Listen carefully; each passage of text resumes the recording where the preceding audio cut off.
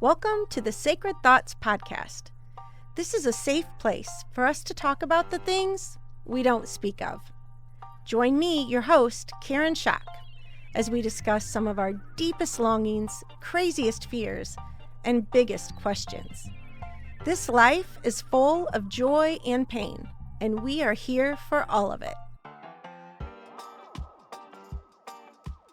Hey there!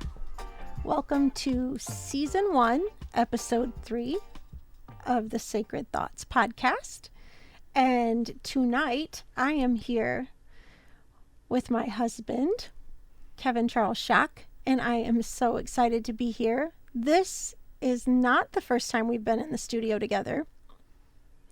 We actually tried to make a run of it last week, and I got the giggles, and we had to shut the whole thing down. And so we're back here, and we're going to try again. You ready? I am ready. You were ready the last time. I thought I was ready. I was ready last time, but we're in a better place. We're in a better place. Last time we started by telling our story a little bit, and something in our story made me start laughing, and there we went. It went off the rails real quick. All my fault. I'll wear it. I understand it was me. So, but here's what we're going to do today. We're going to shift it a little bit different. We're going to talk about a few different things, and I'm excited about that. And I will say, if you do want to read our story, the book, can you see the book in the camera, Kevin? Yes? I can't see it because there it is. Too much and not enough. It is good. Yeah. And this has our love story in it. And also, I dedicated it to you for Kev. Is this real? Did we really do this? A real book? Team Schock. These pages are filled with our story, and you are the hero of so much of it. Thank you for being my best friend. I love you, and I love our story. That's the dedication. I love you too. Thank you. Now, tell me, let's start off with you telling me, first of all, your thoughts on the whole book, on the whole journey through writing a book and how you felt about it and all those kind of things. Yeah, I think about when you say, is this real? We hear that frequently in our house. Yes. And it is wild to think about where we have been, where you have been as someone who's had amazing gifts to communicate, to speak, to want to speak in front of others, to write, and for this to actually come to fruition. All these years of almost essentially being stifled through the church, your voice, your abilities, your talents, and now for you to see you almost the cage has been opened and the bird has been free to fly. Yeah, has been so exciting for me to see, and I'm just so excited and happy for you and proud of you, and it just does my heart good to see you living out who you were meant to be. How do you feel about being home with me? So Kevin you work 3 days a week at Star, and then 2 days you work from home. And now that I'm not a substitute teacher anymore, we are together 2 of those days of the week. And you have to hear me and all of my ups and downs and ins and outs. And today I came to you saying, what am I doing? Why am I doing this? Why am I doing this with my life? I'm nervous. I speak on Saturday. We leave Friday for Nashville, Tennessee, where I will be speaking at a conference. And this will be the first time I actually get to speak in front of men. Right? Uh-oh. And the first time I've always done like women's things. I was thinking though, I have done funerals. Like I got to speak at mom's funeral and dad's funeral. That's right. And my nephew's funeral. But all of those, my brother's a pastor and I would have to write it out and hand it over to him so he could say yes or no. Like he could look at it and time it, make sure it's all good. And then most of the time when I would speak for women's things, that too would be run through the pastor.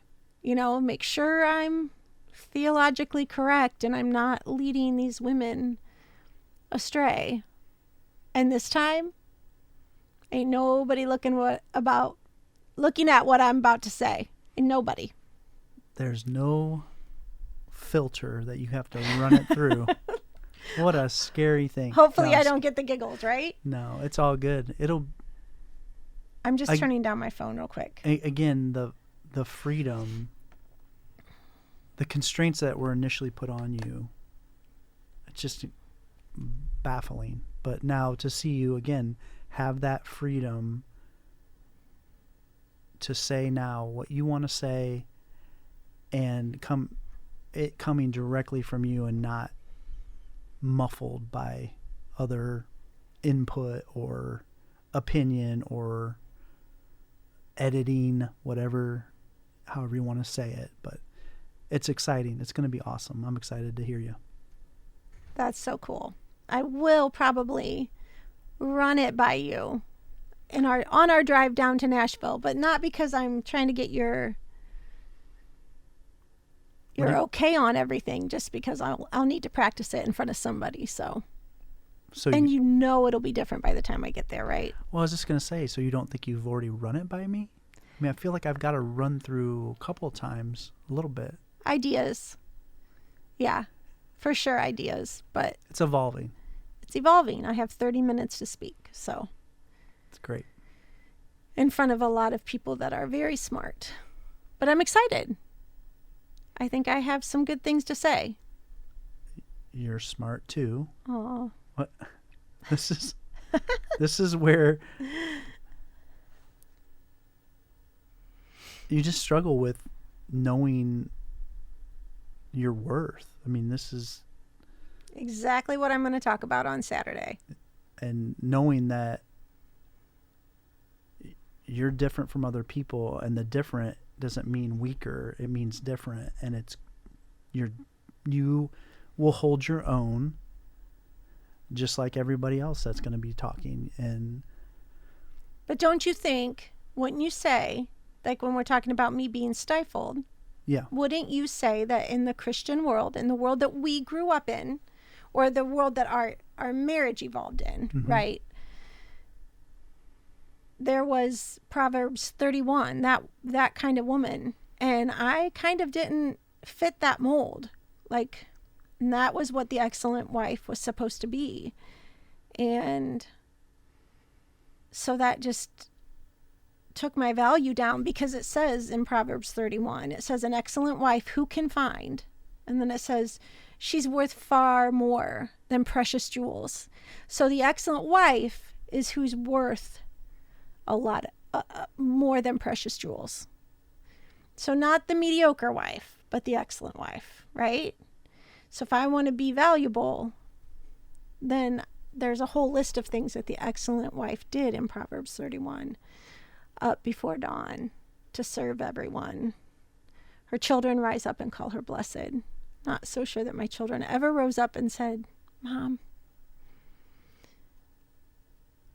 you're shaking your head at me right now. Well, just that right there, the pressure that was put on you at such a young age too. I didn't know how to sew. I definitely didn't know how to sew.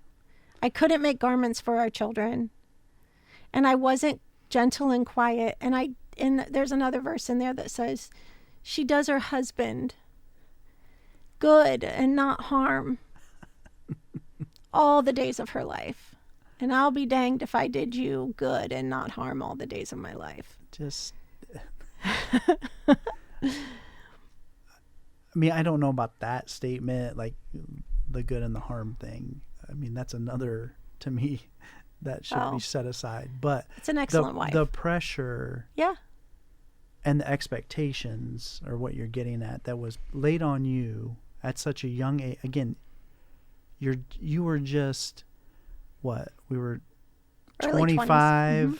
when we have a few kids by then, or a couple kids, and you were pregnant. You were going to get pregnant there soon, like, and then to have this standard of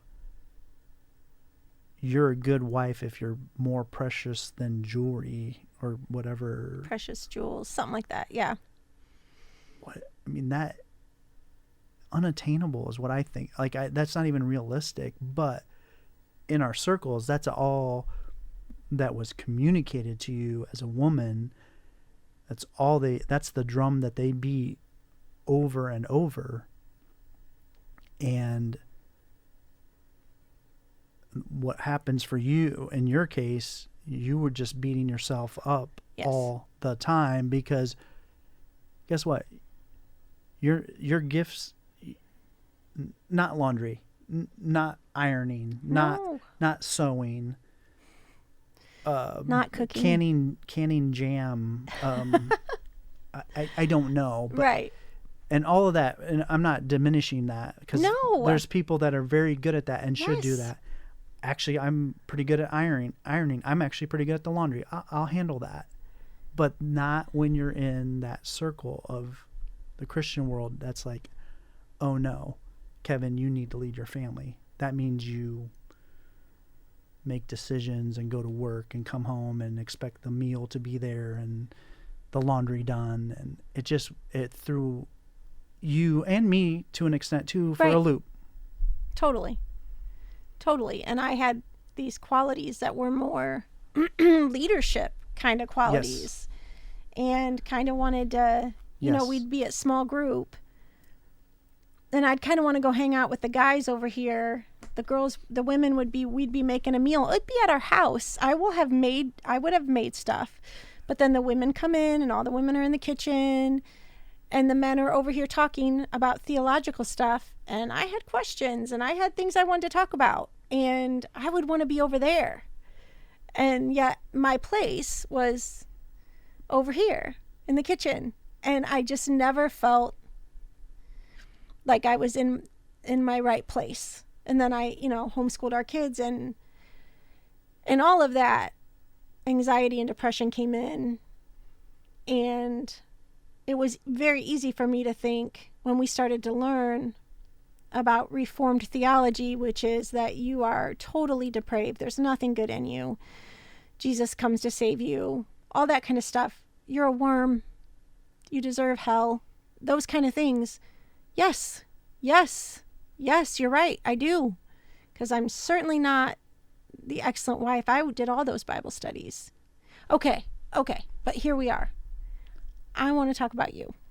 Oh, yeah. I want to talk about you, buddy. Okay? Let's transition. Let's talk about you. I mean, this is about us, right? Yes. But I want you to tell me, like, your thoughts on, and I asked you this kind of on the way here, like, I've had a lot of time with my book, and then being on different podcasts, and they would just say, tell us your deconstruction story. And I know that word nowadays gets a real bad rap. People, deconstruction. And I don't know that I love that word. I don't feel like I deconstructed my faith. I feel like my faith deconstructed right in front of my eyes, and there will be more podcasts about that as far as my story goes. And it's in the book. You can read about it in the book. And I would like to hear your point of view on that. We were both raised so different. I was raised Methodist, and then also in evangelical Christianity, and you were raised Catholic. And so by the time we got together, I was just trying to teach you everything about evangelicalism all the time. And I will say, I felt like you caught up to me pretty quickly, like, because you're kind of a sponge, very smart and kind of a sponge. But I would just like to know what your thoughts are on like the whole journey and what you saw in me, and then how you felt about you and what happened in you. Because I do feel like thank God, we've gone on this journey together. Yeah, right? Sure. It really has been nice to work it out together. From my perspective, it has been almost a walk together down the road of, and I'll just say the word. I mean, we were working out our faith. We were just asking questions. We've always been people who wanted to never just accepted the status quo. Right. So when we're just people that question things if you're doing something and you don't feel correct, or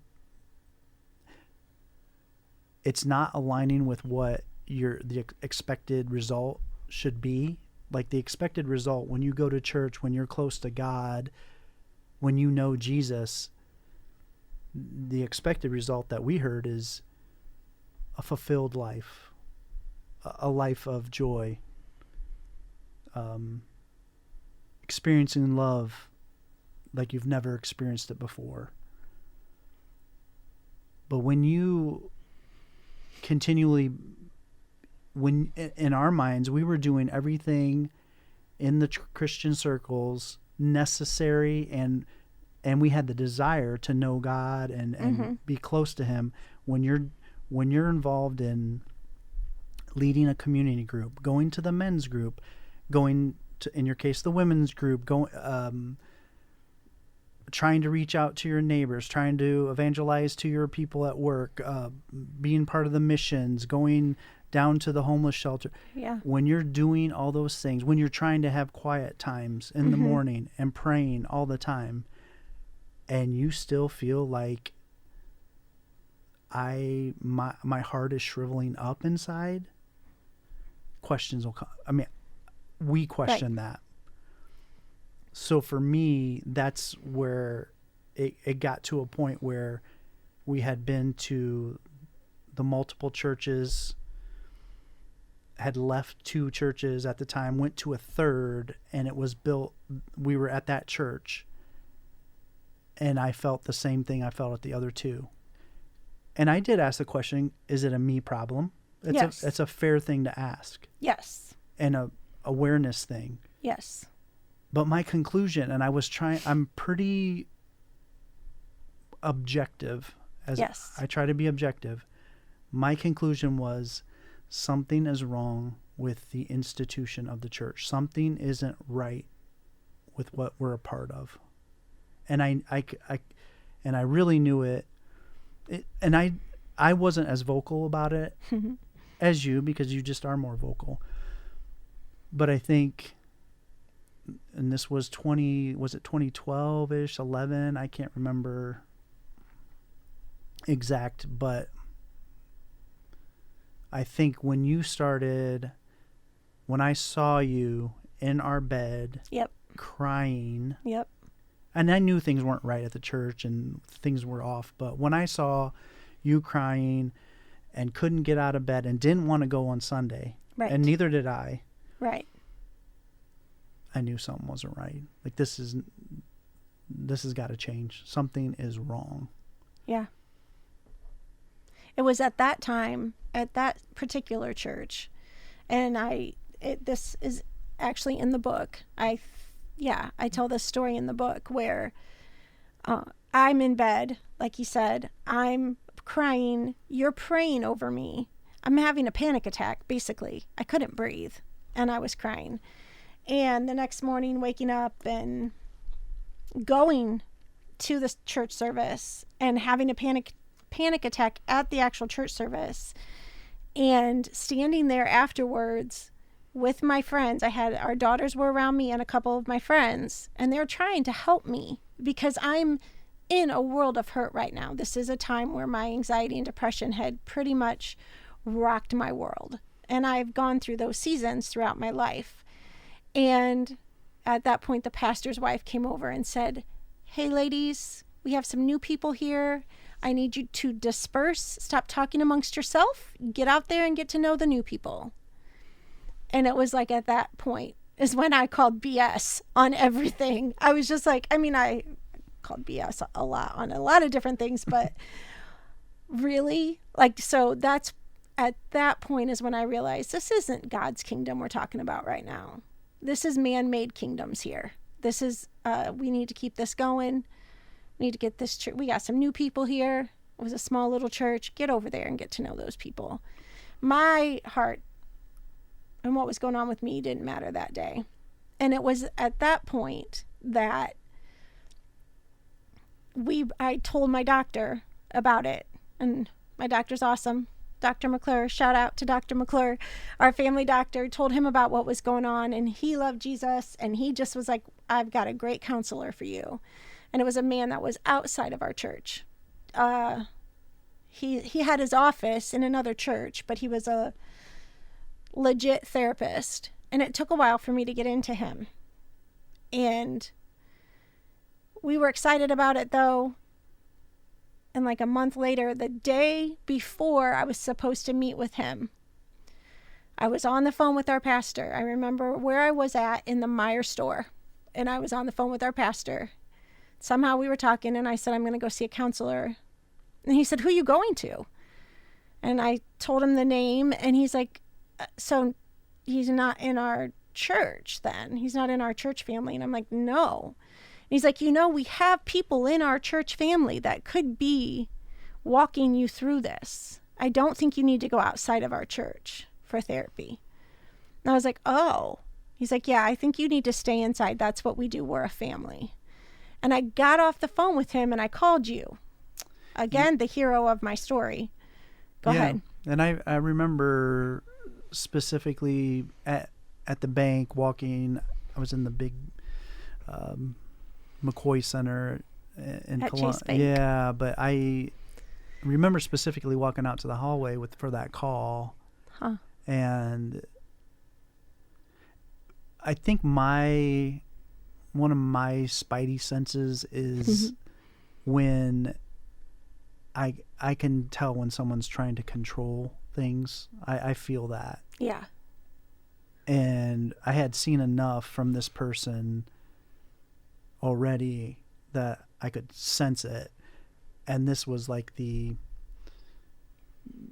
do you say it? The straw that broke the camel's back. Exactly. That literally, because I'm like, oh no, this is happening, Karen. This is, you are going to see that counselor. You're going to that appointment, because control, that wasn't going to happen. He was not going to control us like that.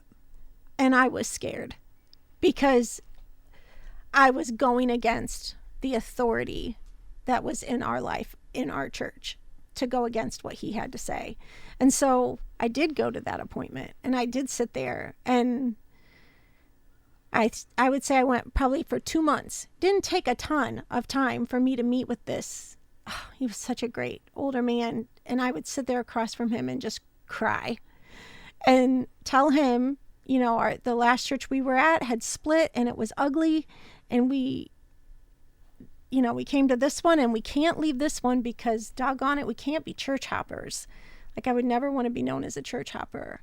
And I'm just bawling. And he's like, "No, you can.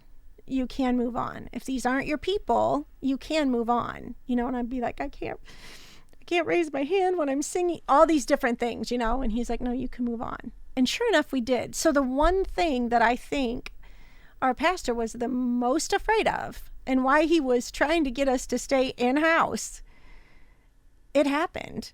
We left. We were gone within a couple months. Absolutely. Thank you, Jesus. For real. Yeah. And yeah, that's another piece of the puzzle. Just back to the question. Yeah. About what I was thinking. That was before the incident where I saw you in the bed, but Right? It was all about the same time. Yeah. Okay. I don't know which came first. It was all the same time. Yeah, but those same couple months. Yeah, and I just think, because I felt like when we were at our third church, though, I felt like when I saw you up in the bedroom. Oh yeah, I was crying in that. Yes. Was that the one you were talking about? Yeah. That's what I'm getting at. That's what I'm saying. The one you're describing is before, and it is a part of it. But for me personally, and you're right. I mean, it adds on to this, and I guess my point is this. Wow. You just talked about. You used the word man-made a while back. Okay. But just these things that we would see that, the kingdoms, the man-made kingdoms. Yes. That's what I'm getting at. We would just see these entities and then think they were going to be perfect because God was in it and they were appointed by God to lead and all the things, but then you get in it and there's jealousy and envy and real life disagreements and how things should be run. And then there is the other element that messes things up is they're getting paid by us, right? The people that have the jobs, and they're told, we're hearing you have to give a minimum 10% at least. I mean, right. That's just the minimum. Right. So just all these, you start paying the people and then you're like giving your money to them, and then you see the flaws that they have as humans, and you're like, wait a minute, why am I giving my money to this? Because they seem like they're not using the money like they should. But all these things just start stacking up. The jealousy, and then the burdens that are placed on us, instead of the joy and the experiencing God's grace and love, all the burdens are placed on you. And every sermon tries to say, his yoke is easy and his burden is light. They're always saying that, but yet when you come out of the service, it's like another burden's been put on you, and you're like, this doesn't make sense. And that's when we question stuff, and that's when we had to really dive. I started questioning, what is this actually all about? What are we trying to achieve? And is this the right thing for us? Because we've had such unsuccessful stints in this arena. So I guess that's where I kind of went with all the questioning and deconstruction stuff. Yeah. So I feel like because right now I would say when we moved back here to Fort Wayne, we got involved with our dear friend's church, and we love all the people there. Our son is the worship leader there. And nothing is perfect about it, of course. Right. And I don't think you are saying either. I'm not saying, and you aren't saying, that we were looking for the perfect church. Right. We were not. Mm-hmm. We just were looking for a peace. Yes. A peace in ourselves. Yes. A peace, a easier yoke, and it just wasn't to be found. Yep. And because of different things that we've gone through with my mom, and when she passed away in these last several years, it has just been easy. Like right before COVID, we just kind of stopped going, mm-hmm. and started to have coffee on Sunday mornings in the Florida room. And part of that too is then I got a job, and I was working full time. So waking up in the morning, working full time at the school, and then doing cheer at night, and then doing cheer on the weekends, Friday night, Saturday night. And I think we just realized like Sunday's kind of our day. Like this is the only day that we maybe can just go. Whereas when I didn't have a job, even though I was raising 4 children and homeschooling and doing all those things, Sundays were like our time to get out and actually go someplace. And, you know, like it's funny to think about the different ministries we helped with. We started a college ministry. We started She Has a Name. We started all these different things and didn't get any money for that. But I put my heart and soul into those things. Yep. Because you're just giving to God, you know, and or if you're doing the nursery or you're doing the children's ministry, like it's all just volunteer, and you're doing it for God. Yep. But then I got a job that I got paid for. And I will say this is an interesting story too. With the first church in Columbus that we went to, when we were starting a college ministry, and it was going so well, going down picking up students from Ohio State and doing stuff with the homeless. Mind you, 4 small children living in Columbus, Ohio, and making no money, barely any money. 42 G's. Okay, we're going to say it. And I didn't even think to go get a job. Like my job was in the home and homeschooling our kids, and I don't regret that part of it. I just thought that if I did all this work for God's kingdom, though, the more work I did for God's kingdom, surely he'll bless that.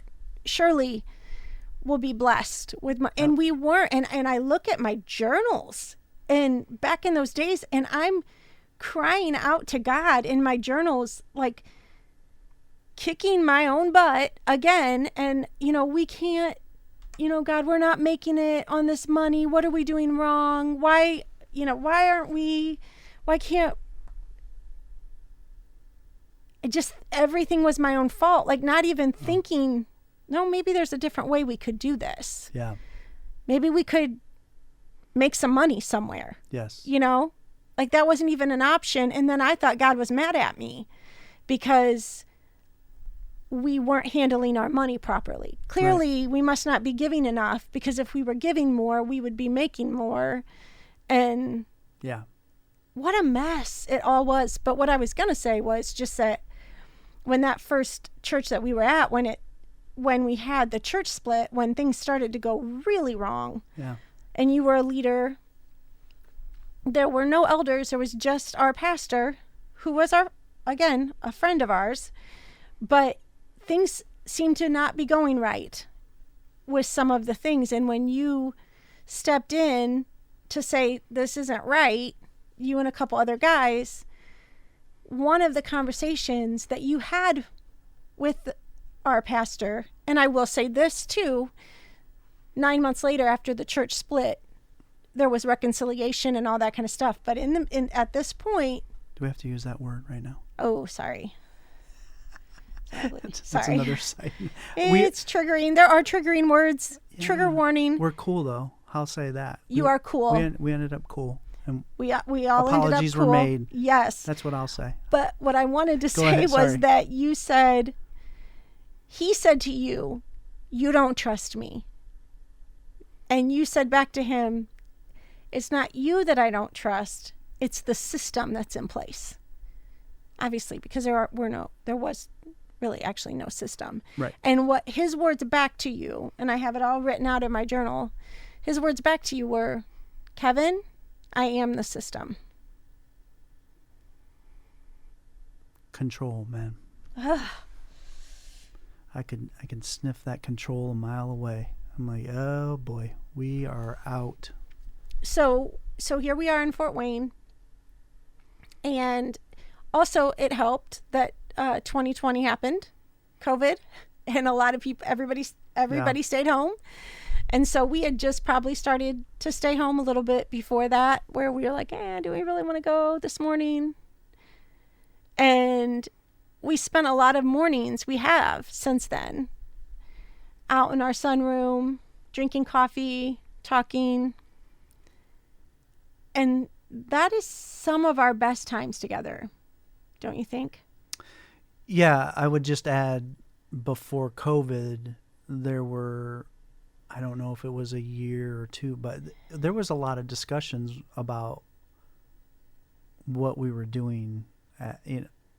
Is this something we still want to be a part of? The institution, like, Right. we were trying to sort that out. Mainly because I had questions. Yeah. Do you remember? Like, I had questions about whether hell was real or whether this, Yes, you were still and- in those. Yes, there you go. And I would bring that up at a woman's study or whatever, and they'd say, Yeah. "Oh, that's okay that you ask it here with the older Right. women, but don't ask it in front of the children." Right. And I was coming home to you and saying, "I don't know, like, how do we do this?" And you were working a job, and we were taking care of my mom, and Yeah. now I had a job. I guess what I'm getting at is, we were going to a nice church. They're good people. Yes, But they're still our friends. we were, and we had stepped back from leadership. We were not leading community group. We weren't, Right. but we were still having the questions. We had some peace, but then things kept popping up, little things, and the questions were still happening. And I would say, yes, COVID catapulted the whole concept of us. Why we don't have to, Sunday isn't this sacred cow where we have to be there to enjoy God. And do you remember, I think too, when I think about it, like, it was just easier to stay home with mom. We were trying to take her, Yes. and it was That just was hard rough. to take her. It was rough. And so we would stay home with her. And I just remember the guilt that I felt staying home on a Sunday morning. Yes. I don't know if you remember that, but I would be like, Kevin, Yeah, I can't. and you didn't have that guilt. Tell me Right. why you didn't have that guilt. Right. I had come to a point where I had seen enough to know that I was tired of feeling guilty about not being at something on Sunday, at a service. Yeah. I was over feeling guilty. I'm like, I don't know what triggered it, how I arrived there. I think it was a buildup, but I just made, in my head, I just said, I am no longer going to feel guilty if I don't want to be there on Sunday, because of all the stuff we had experienced. And I think there was a church split that happened also Yeah. at this church that Yeah. was going well. And it's like, I'm done shaming myself and feeling bad for not being at an hour-long service on Sunday. It's okay. And you had more of a longer journey to get there than me, but I just had seen enough. I don't have to be there to enjoy God and be happy with Jesus. Yeah, and it did. I will say I was in counseling again, and it did take another counselor that here in Fort Wayne that said, it's okay. It's okay to take a break. It's okay to stay at home on a Sunday. You know, God isn't. And that's one thing I remember saying to you. You're like, who are you afraid of by not going today? Yes. Like, this would have been sitting out there Yes. and I'm shaking my head and I'm like, and you're like, God? And I'm like, no, it's not God. The other people. It's the people. Yeah, like it's what people think of. And I can still get that way. And I'm not here to say we're never going back, or, I don't know what the future's going to hold. And I That's right. am not a hater. I will go with our kids. That's That's right. another interesting thing. I can remember my mom and dad didn't go to church, Yeah. like when they were older, Yeah, sure. but they weren't extra involved at Trinity United Methodist, but that freed them up to come to ours on a Sunday and then to Bob and Jean's on and I feel like that's the way we are right now. If we were completely, invested in our church right now and doing all we would never see our daughter Alyssa down, because they are so heavily invested in their church that they don't get away. Like, we have to go see them. Yep. They have a busy life, and it's nice for us to not be like, we can't go this Sunday because I have nursery. We can't go, like this is Yeah. a good time in our life for us to be able to invest in our kids. Maybe if they were all here and all going to the same church, we have 2 different kids in 2 different churches here in Fort Wayne. Yes. Like, it's just, I'm with you. I have nothing against if you enjoy attending a service on Sunday. Awesome. That's great for you, and keep doing your thing. It's just not my thing right now, and I'm not gonna feel bad about that. and I stopped being a nagging wife. Get up. You got to have a quiet time. Get up. We got to go to church. Get up. Get up. Get up. Get up. Yeah. And I stopped. Yes. And we can, I agree, there's just this element of freedom for us to, especially even in the summertime when there's things to do. We were going to the lake, and you're right about the kids and being able to go for the weekend and stay all night somewhere. And I mean, it just opened up a whole world that we really like. Yeah. For now. So grateful for. One more thing before we go. I just Yes. thought of this. And one other thing was with my anxiety and depression. Do you remember the time that one of those same pastors said to you, if you would lead her better, she wouldn't have anxiety and depression. You need to lead her better. And I walked out, we got in the car, and I'm like, yeah, lead me, Kevin, lead me. And I just kept thinking, I think I probably kept saying it to you, I'm leading you to try to get you to lead me. Another burden put on me. Another burden. I'm sorry, buddy. But good. Guess what? I feel like we've been a lot better. Yes, absolutely. Team shock, man. Yes. No, it's good. It's a great point. And yeah, the reason my wife was having struggles was my fault. That's so ridiculous. It's my fault. I'm sorry, bud. It wasn't your We're fault. good. I'm good. It's all good. I'm moved on. There was a time when we struggled to work through that, but we're beyond that. Yeah. So we're in a great place. I'm happy. I'm enjoying the ride, and I love Jesus, and you have a great job at Star. It's a great gig, and we have a great relationship, and we have a lot to be thankful for with the kiddos and the grandkids and just life in general. We got great friends. I am thankful for what God has done in our lives. So, and is continuing to do. Yeah, and continues to do. Yes. Kevin. So, I love you fun. so much. I love you too, Sunshine. I like it when you call me Sunshine. Okay, so we're out. We'll be back here. I'll be back here next week. And Kevin, I'd like to take this time to invite you to come back on here another time. Would you do that? Would you come back and be my guest another time? Without a doubt. I love you. Love you too. I want to thank our production company, Coraggio Media, and the WELT 95.7 studios in beautiful downtown Fort Wayne. Please make sure you subscribe wherever you get your podcast. And find us on YouTube. Hit the subscribe button and make sure to leave us a 5-star review. Also, you can find us on Facebook, where we will be free to discuss all of our sacred thoughts.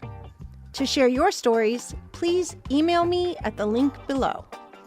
As always, thanks so much for listening, and we will see you next week when we will talk more about our deepest longings, craziest fears, and biggest questions.